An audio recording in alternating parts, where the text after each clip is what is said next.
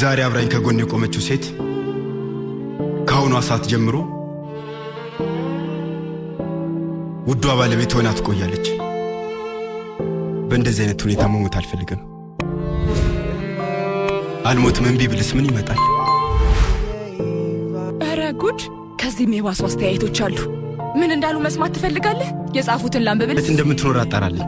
በምን እንደምትተዳደር፣ የምትኖርበት ቤት የራሷ መሆኑንና ኪራይ መሆኑን፣ ስላላት ንብረትና እውቀት ጨምር፣ ማግባት አለመግባቷን፣ ባለትዳር ከሆነችም ባሏ ምን እንደሚሰራ እንድታጣራልኝ እፈልጋለሁ። ትዕይንት 10 ምንድነው? እዚህ ቤት ውስጥ አንገትሽን ደፍተሽ የማትኖሪ ከሆነ $200 ጨምሬብሻለሁ።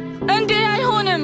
የማታቀርቡልኝ ከሆነ ለሚመለከተው አካል አመለክታለሁ። ከዛሬ ቀን ጀምሮ ወደ ሥራ መምጣት አያስፈልግሽም። እንዳንቺ አይነት ቆሻሻ አንፈልግም።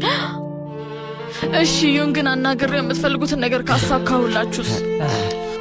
ጉዳዩ ከተሳካልኝ ፕሮዲውስ አድርጋችሁ ሙሉ በሙሉ ስራውን ለኔ ትሰጡኛላችሁ። ምንድነው? ንግግር ጭቅጭቅ ሆነብህ?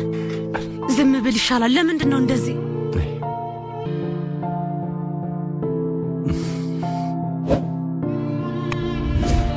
መልስ ተወዳጁን ድራማ ወደ እናንተ እናቀርባለን።